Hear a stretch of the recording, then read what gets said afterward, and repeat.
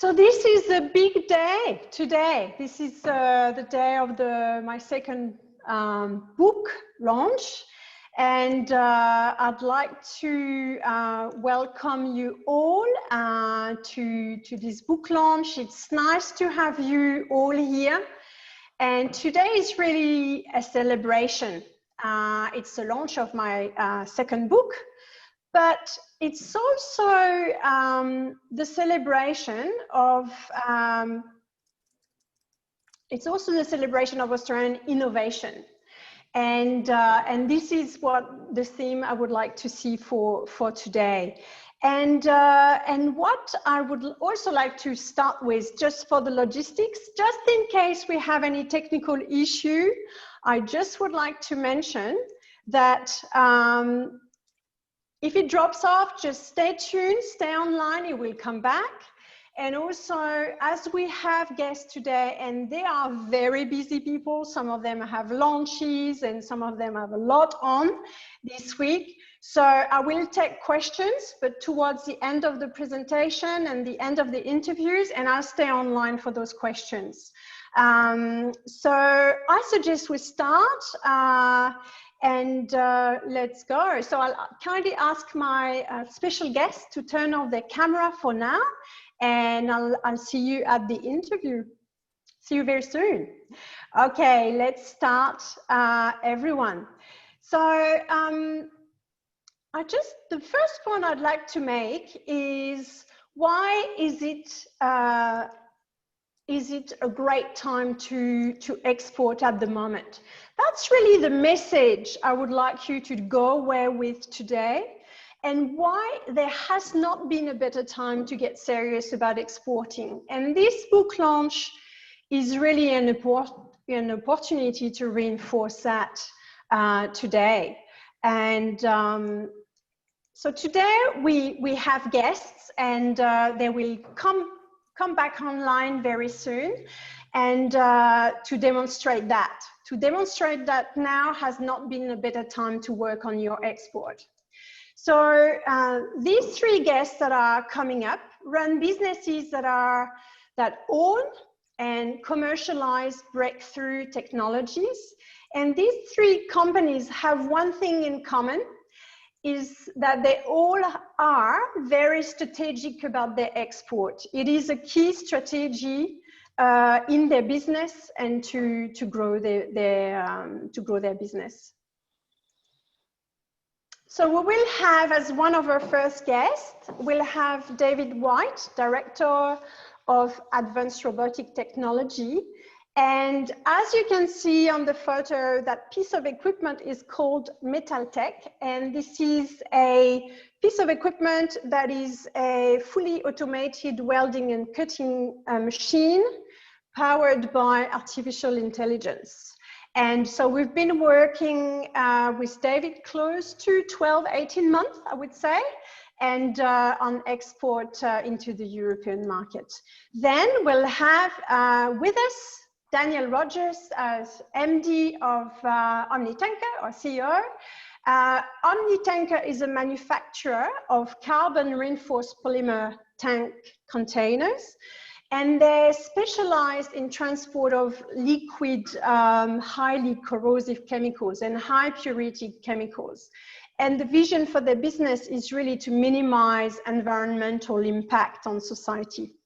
So, and we've worked with Daniel and the team for about a year. Then, as our third guest, we'll have Dr. Alex Perel, and she's the CEO of CleanSpace Technology. And CleanSpace is a manufacturer of respiratory protection device. And these protection devices, they have several applications. One is to protect workers in the industry against dust and gas. And then since early 2019, they have launched a healthcare range to protect healthcare workers against viruses. And so we've worked with Alex and her team for the last 7 years now. So it's going to be really interesting to learn all their learnings, to hear about all their learnings and experiences in the European market. But the reason we are here today is really about, it is about the book, the four steps to generate your first €1,000,000 in sales. And really, I've written these books for companies that are starting out in export. And these 4 steps are really a tool and a guide on how to export, minimize risk, and also export successfully in Europe. It is also written for companies that are already exporting to Europe, but not quite making it, and that really want to accelerate those sales. So the purpose of the book is really to guide these businesses and be a resource for them along the journey. And I'm very pleased to say that today there's a lot of people that were at the first book launch in 2016 for my first book, Ready, Take, Go, which was an Amazon bestseller at the time. And nice to see you all coming back, and also Viv, who was our MC at the time. Thanks for being here. I'm also thrilled to announce that as of last week, the 4 steps to generate your first €1,000,000 in sales is also an Amazon bestseller in 3 categories. So global marketing, international business, and also marketing and sales. So I'm very pleased about that. So let's come back to the reason why we are here today. And why export now? So I will start to go through those reasons with you. The first one is COVID-19 has revealed a lot of weaknesses in organizations, and very large organizations across a wide range of sectors.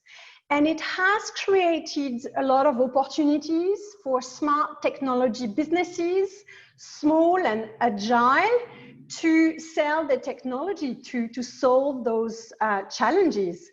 And I'll give you a few examples of that.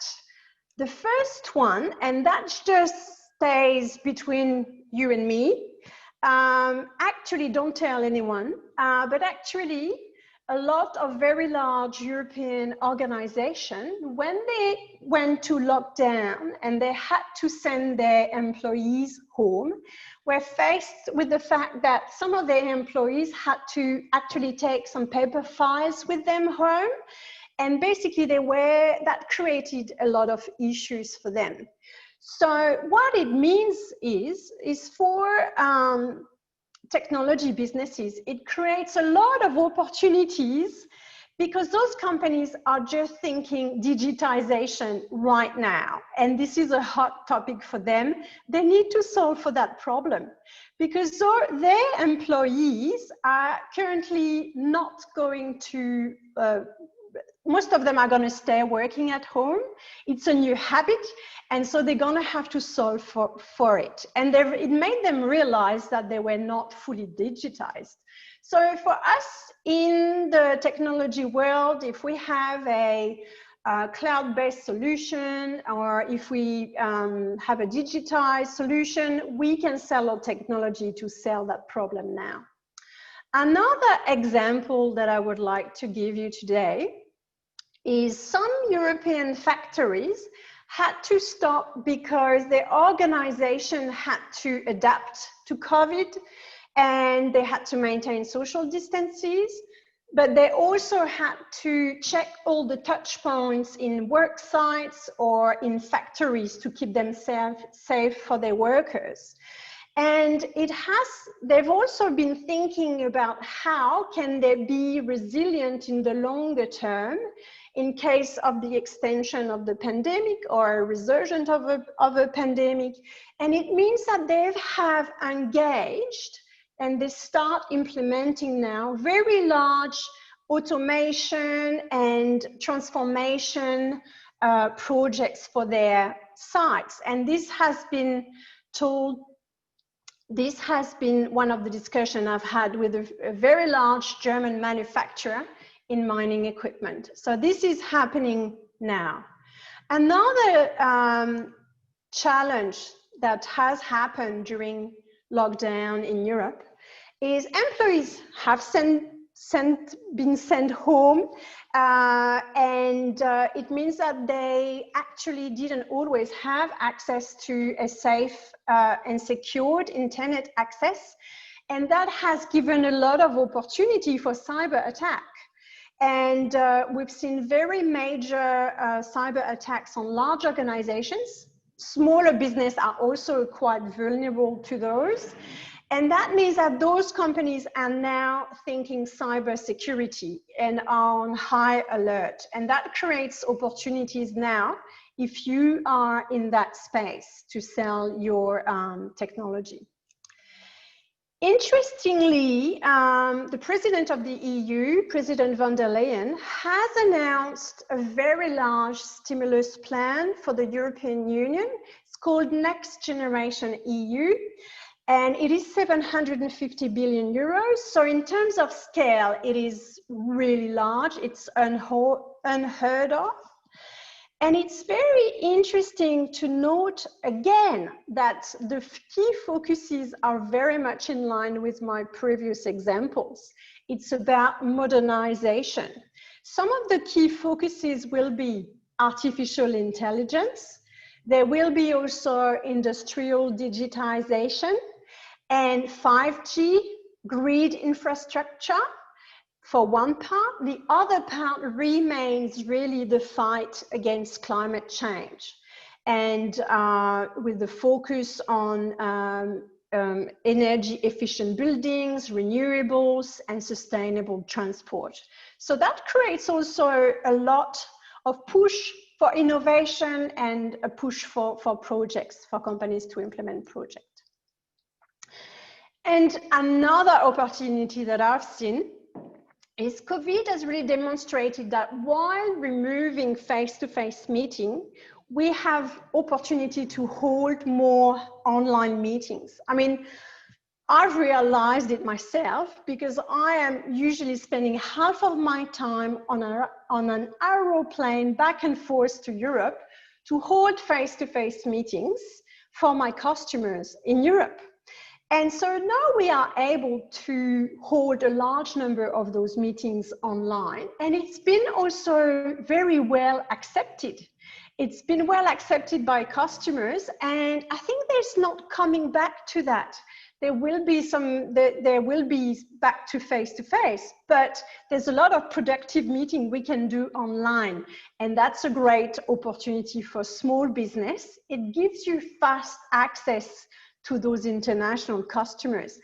Also, what I found really interesting is before, especially in our European conservative markets, like Germany, for example, where we had to plan our meeting really much in advance, we find it much easier now to schedule short Zoom meetings with quite higher decision makers, and we get a faster access to them. So I found this was really interesting to observe, and it's a great opportunity for small business. So, new exporter, why wait till the end of COVID? We don't even know if there's an expiry date for COVID. We don't know when the end is. It is really now more important than ever to get started in the process. We have learned with COVID that it's time to diversify our markets, not only just rely on our domestic markets, but also diversify our export markets, not just the US and China. It's important to have a broader range of export markets. Current exporters, it's not time to put on hold your international customers. They won't forgive you if you do that. They won't forgive you, and they will move on. They will think that you've gone out of business, and they will actually go to other suppliers. There are a lot of opportunities, as I said before, and a lot of businesses have gone a bit in a limbo, and that's an opportunity for us smaller, agile, high growth businesses to move in and gain market share. So it's a time to be more active, actually. Interestingly, one of the last IBIS report dated August 2020 is actually noting that Asian competitors have failed a number of their global customers. And those Asian factories have not been always able to deliver. And so now in global markets, so large customers are looking for alternative, reliable supply. And I think it's a great time for Australian manufacturers, and Australia generally speaking, to be positioned as a reliable alternative supply, as a reliable supplier. And I think there has not been a better time to do that than now. So it's really a good time. In addition, the Australian government, Austrade, have been working on the negotiation of a free trade agreement with the European Union and with the UK. And for us, small to medium-sized business, it will facilitate our export and it will add and ease our trade. So do we wait for the end of COVID to push our export? No, we should not. It is really, and my goal is really to push you to actually get started now. And this is what I am going to demonstrate to you with my guests. So I will start the interview. It's going to be interview time. So let me end my slideshow and stop sharing my screen. And David, if you'd like to come online. Hello, hello. I am going to try to, sorry, I'm fiddling around. I hope you don't mind, guys. I am going to do a gallery view.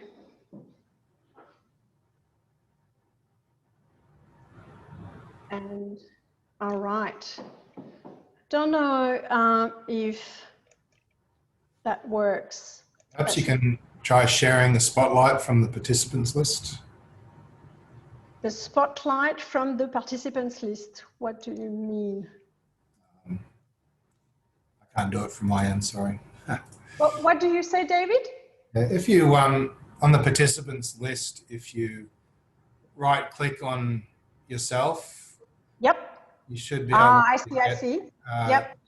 And there should be able to be 2 spotlights added. You can share spotlight. Okay. I'll let Claire do that if you can. Mm-hmm. That would be great if you wanted. Maybe I'll share spotlight. Oh, I see. I'm going to pin your video.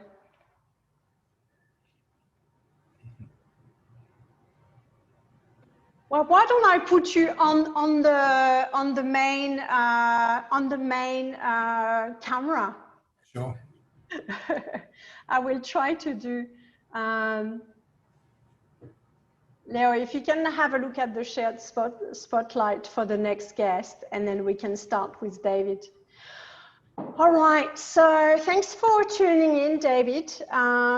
Maybe for the rest of the guests, if you could tell us who are you, David White, and also what is advanced robotic technology doing? That would be really great. Sure. So, yeah, as you mentioned, my name's David White. So we've got a manufacturing business based here in Brisbane, and we've been making CNC machines for around 23 years, and we've got quite a range of machinery, but it's mostly focused on cutting products for local manufacturers. So it's machines for cabinet makers or steel fabricators, or anybody that wants to cut something. And so what we've got now is a product called Metal Tech, which is one of our products, and that's that's aimed at cutting structural steel for Yes. could be construction industry or large vehicle manufacturers, truck builders, anybody that cuts large steel profiles, pipe included. So we've got Yep. a machine that we're aiming to export globally. Yeah. And I think what's really interesting in your business, David, is that and what we've worked on together. So maybe before I start, can you tell us what stage you are at? Are you already exporting, just for context for the guests? Yeah, so we've pretty much always exported, and globally as well. So right from the beginning, we've had machines go to countries like Russia, New Zealand, US, Indonesia, everywhere, but only as a one-off. We haven't really had any sort of presence in those countries. Yes. So, yeah.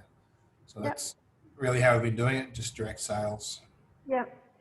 And so when we started to work together, because your machine has a very long and intensive sales cycle. I mean, it's a very large piece of equipment, and it's a capital equipment. So what challenge did we have to solve when we started to target the European market with you? Probably what I mentioned is probably one of the biggest challenges. We were always selling direct. Yes. And when it's in Australia, we've been able to send technicians to install and service. But when we're wanting to have a presence in Europe or the US, which we're also looking at or working at, it's a different ball game. They want to have someone on the ground locally, and that's what we haven't had. So that's going to be probably the biggest challenge, and also the confidence. They want to have confidence that you're a solid company, and if they can't see you or see your products, it's really difficult. Yeah. Yeah. So that means you've shifted from a direct sale model to a partnership model with a local partner. That's right. Yeah. Yeah. So that's probably been the main focus, is really establishing those channel partners, and finding people that not only can sell but can provide that technical support, because it's really important to us. Yeah. And what were some of the things we discussed about before we started approaching those channel partners together?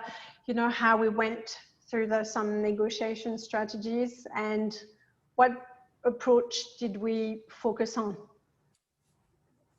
I guess the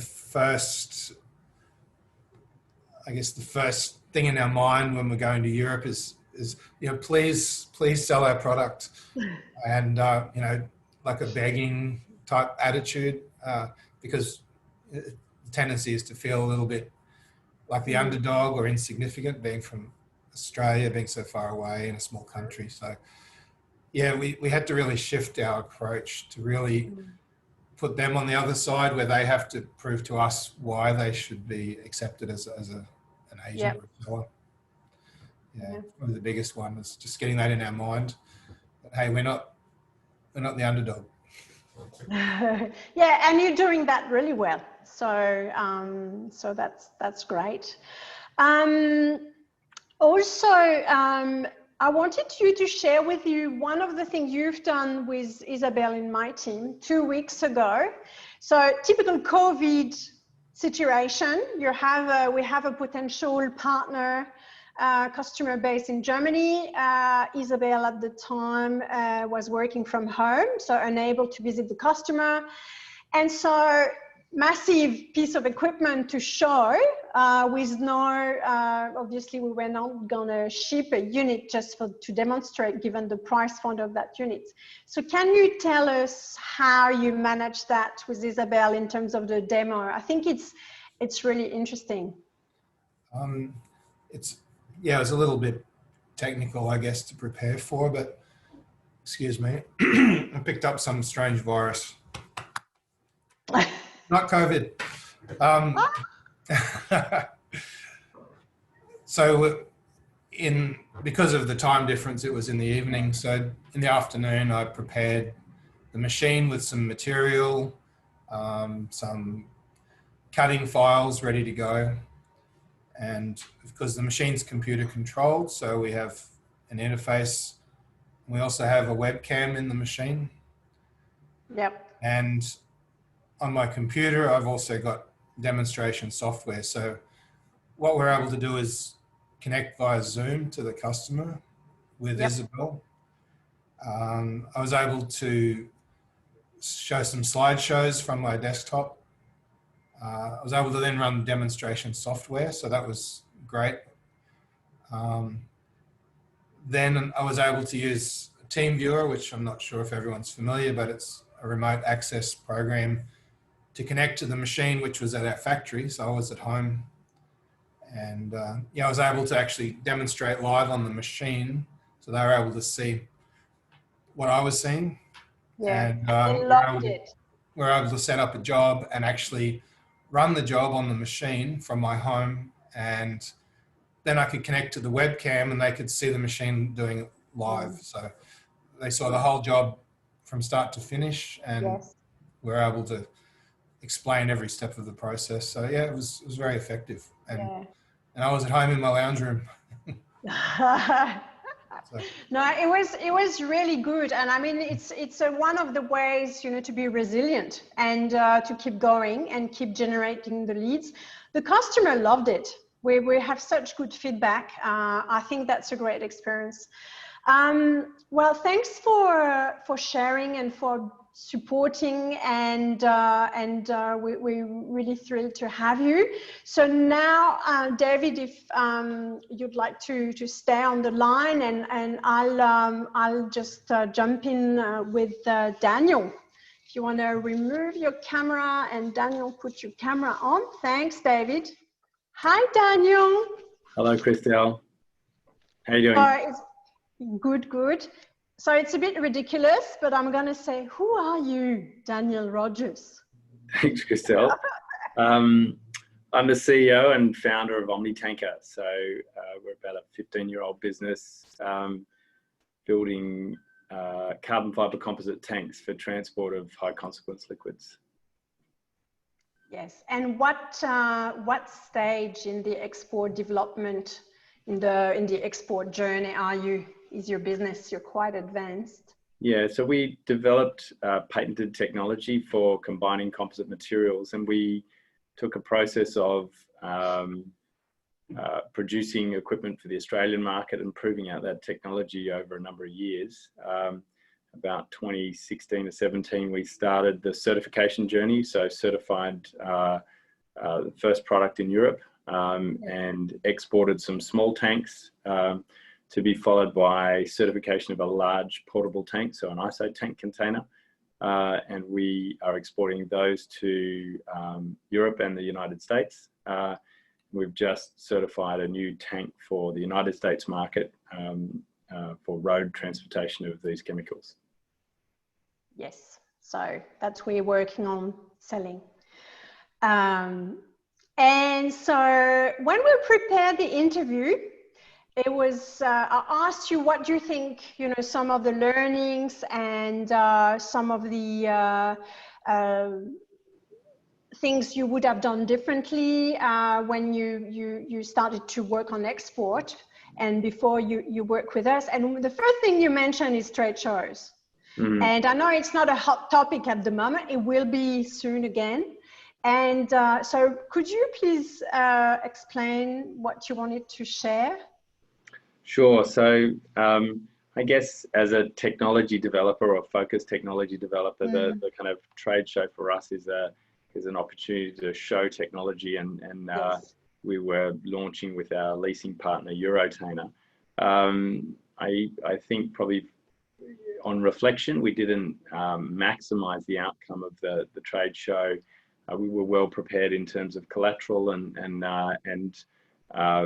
you know, we all know our technology inside out, but the process of being at a trade show is an extraordinary kind of barrage of meetings and people and that side of things. So optimizing the back end of the trade show is probably where we didn't do as well as we could have. I think, you know, capturing those leads, processing those leads, knowing how to qualify and do that is where we could be better. We will be better. And I think since working with you, we've kind of understood there's a lot of rigor around this, which we didn't do as well as we could have.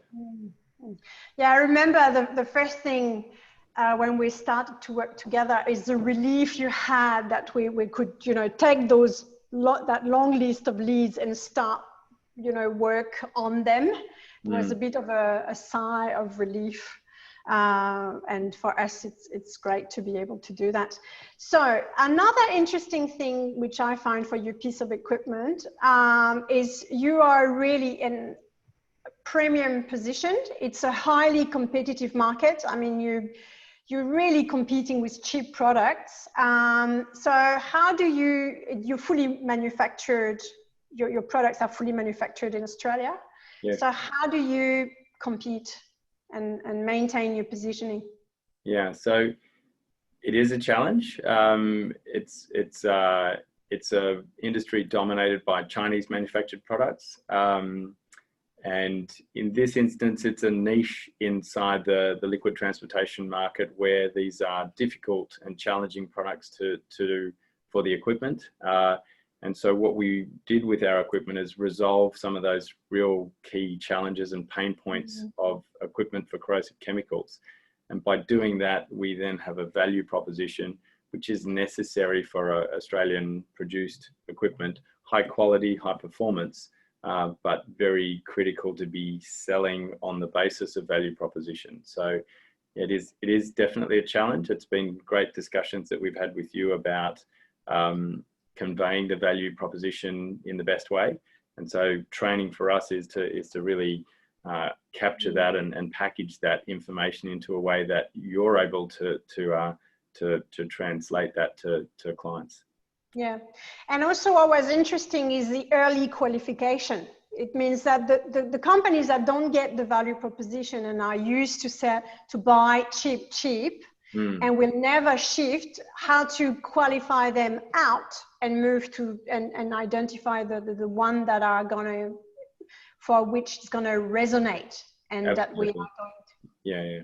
So identifying key targets, a critical first step, and also I think, you know, we did some sales process packaging, if you like, and to kind of share the pain points that we know from the Australian market and actually share those without telling clients pain points, but actually sharing what we know of our clients' pain points here so that they can resonate with those and we can be a solution sale and sell on value proposition without kind of, you know, forcing them. Having them. Yeah, so that's really key. And of course, in that case, when you start using Australian customers, experience with Australian customers is great. I mean, it works really well. European customers are interested in those experiences and those learnings. So it is really good. And probably the last question I had, and you mentioned that was one of your realizations as well, is it's about the languages in Europe and the nuances and all of that. So yes, did you want to share something? I didn't immediately realize that there was more than one language in Europe, but it's I think, you know, we're both fortunate and cursed to be English speakers in Australia. It's you know, you have this one central language which is becoming the kind of language of business and international communication, but there's a lot of potential for missed communication by being a native speaker and actually thinking that your message is clearly understood. And in reverse, that sometimes the clarity of the message that your client will communicate in their second language, being English, or sometimes third or fourth or fifth, can also be lost in the receiver's end. So it's definitely a critical point to know, and I think one of the key advantages of working with you guys is that kind of native speaking group that you have, that in French or in German or Italian or Spanish, whatever is the necessary language, the communication can be there, and the translation is accurate enough to pick up on those finer points. Yeah, yeah. Well, thanks for making the time. I know on Thursday morning there will be a launch in the US, so we'll be there to support you for your launch in the US. Good luck with that. Paul Cooper, actually from the Growth Manufacturing Center, just mentioned that he's also excited to see you, and he'll be there too at your launch. Excellent. And it's early morning. It's 5 a.m. So 5 a.m. Yes. Okay. Not a bad time. Can anyone join from this call today? Yes, there's a site. So you would search Next Gen CTMV, which is what a tanker in the United States is called. Okay. CTMV. Yeah. We'll share the details. If anybody's interested, just reach out to us, because we'll be there. Great. Thanks, Christelle. Thank you. Talk to you later. Stay on the line. And Alex, if you're ready, we could start. Hi, Alex. Hello. So we've been working together for a long time, for 7 years. We have. So even stranger to ask you, who are you, Dr. Alex Perel? That's all right. So I'm the CEO of Clean Space Technology Proprietary Limited, and we are a Sydney-based company. Yes. And what do you do? What does Clean Space do? Yeah, so we design, manufacture and sell respiratory protective equipment and services. And what stage are you at in the export process? Yeah, so we are 10 years old. We've been exporting for the last 8 years, and our region that we first exported to was, strangely enough, Europe. Most people think it's the US, but we went to Europe. Yeah. So I remember when I did my first book, when I wrote the first book, I ran a few interviews, and I interviewed you. And basically, there's one sentence that has stayed with me for years. Is you mentioned to me that when a CEO is taking their business to international markets and to Europe, it's also, it really means that you are gambling with time and money. And can you expand on that? Because I think it's really, really relevant for everyone. Yeah, absolutely. So when you're going to a market that you are not typically, you're not in yourself, like you don't live there, or it's a very new market for the business to go into, that might be sector, but let's look at Europe as really the topic here. When you're going into a new market, there are so many unknowns. You don't know what you don't know. And so when you start to invest the company's time and money, and that includes all of your own time as well as your team's time in going down that process and engaging with consultants and other things, there's a lot of things you don't know, and you have to assume a lot of information first and foremost. And in that process, you're actually, there's a lot of risk that you take on board. So that's why I say that use of, gambling is, whether that was a good term or a bad term, because of course gambling is always, it's always the cards are in the favour of the house. But I think what we learned very quickly is two things, particularly with Exportia, but it was about, we went into Europe, so just for everybody's benefit, we went into Europe the wrong way. And we learned a lot very quickly. But I think what the company was willing to do, and this is my two sort of takeaways for this, is we learned that you have to take a risk. So you can't not do it. You have to take a risk, but it's a managed risk. So trying to learn as much as possible very quickly, and working with people who also are very credible in that, and helping you learn and going up that learning curve very quickly, but also being willing to pivot. So being willing to be flexible so that you learn. It's okay to make mistakes as long as you learn from those mistakes and you're able to change and adapt very quickly. So they were the two things. That's yeah, whether that gambling's the right word or not. But I would certainly say you're definitely taking a big risk when you do it, but you need to do it as a managed risk. Yeah. Yeah. Thanks for that. So one thing you were okay to share is probably one of the, when we started to work together, my business first task was to look at the French market. And can you explain how we turn it all around basically together? Yeah, so we're a company that sells our products and services through sales channels, so through distribution partners. Those partners were very important, particularly for a company like ours that's unknown in a new market, to pick those partners very carefully. And also in picking and choosing them, working with them very closely to manage those channel partners as well. And what happened when we first went into the French market is that we weren't doing that well, and we weren't picking them, so we weren't selecting them properly. We were just basically going with those people who came to our doorstep. So there was very little selection processing going on. We weren't thinking strategically about how we go to market.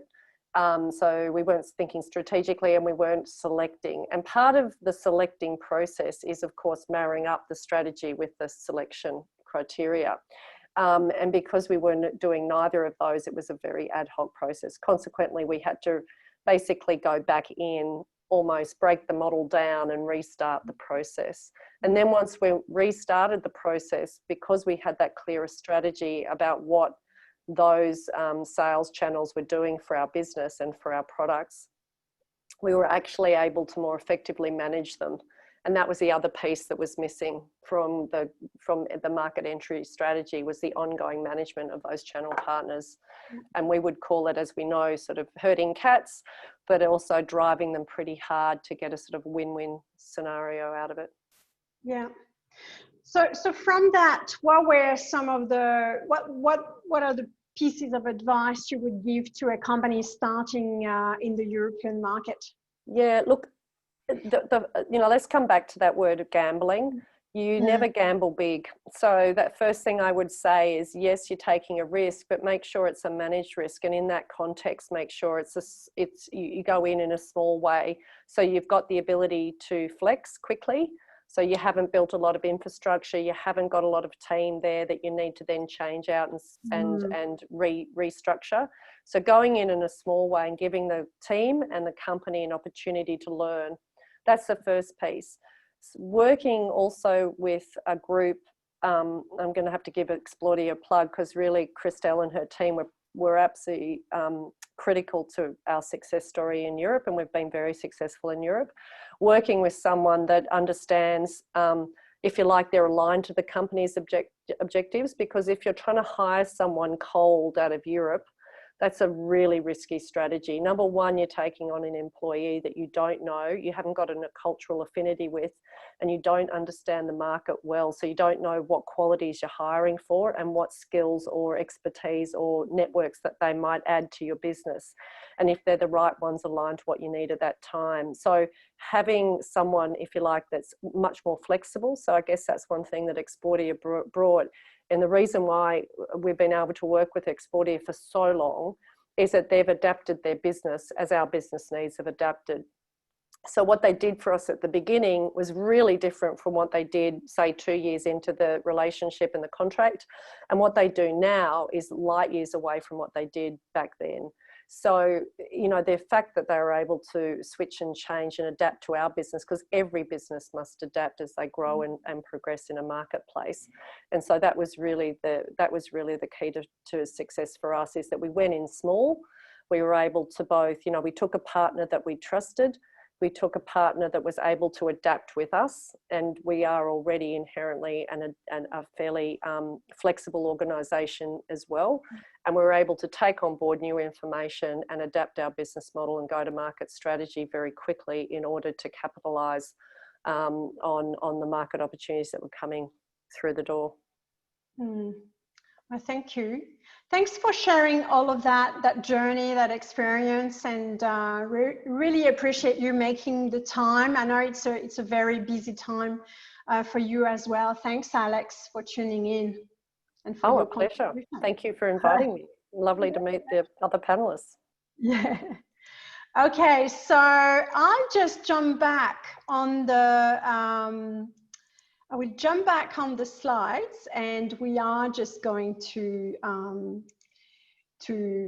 slowly wrap up. Not quite yet, just stay on the line, and I'm going to share my screen as I'm doing my things.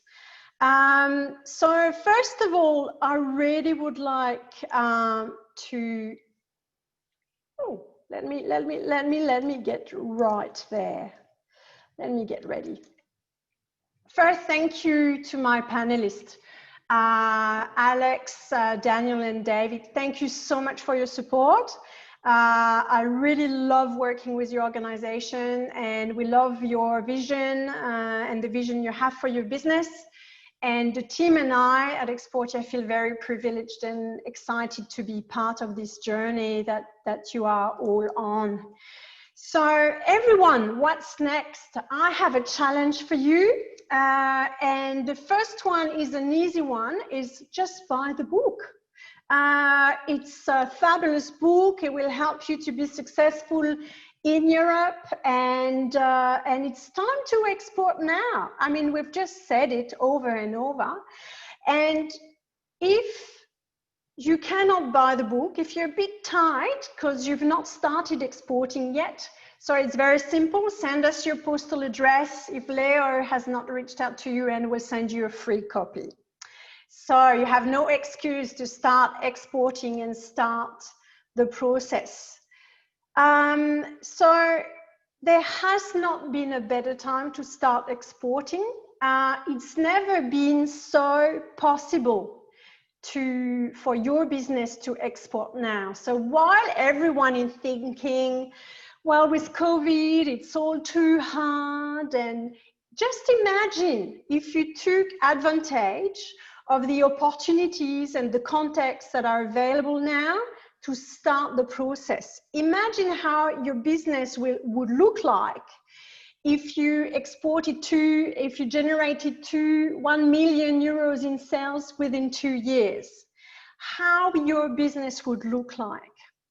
And so that's why there is no better time to export. And if you need any help, just feel free to reach out. You all know where to find me, and these are my details. And I will stay on the line if there are a few questions. I'm happy to stay and to take a few questions for a few more minutes. I think we have a few more minutes for question if you wish to give. So we have some nice messages there from Ken and Paul and some nice supporters. If you want to ask a question, you feel free to use the chat room. Thanks, David, for posting a nice comment too on the chat. Where I'll stay on the line for a few more minutes if you guys have any question, and otherwise we are even a bit early. I'm giving you back 10 minutes of your time, so I just hope you had a nice enjoyable time with us, and I'll stay on the line a bit more, and if you guys want to ask any question. Otherwise, I will see you very soon. Okay, if any question, I'm there.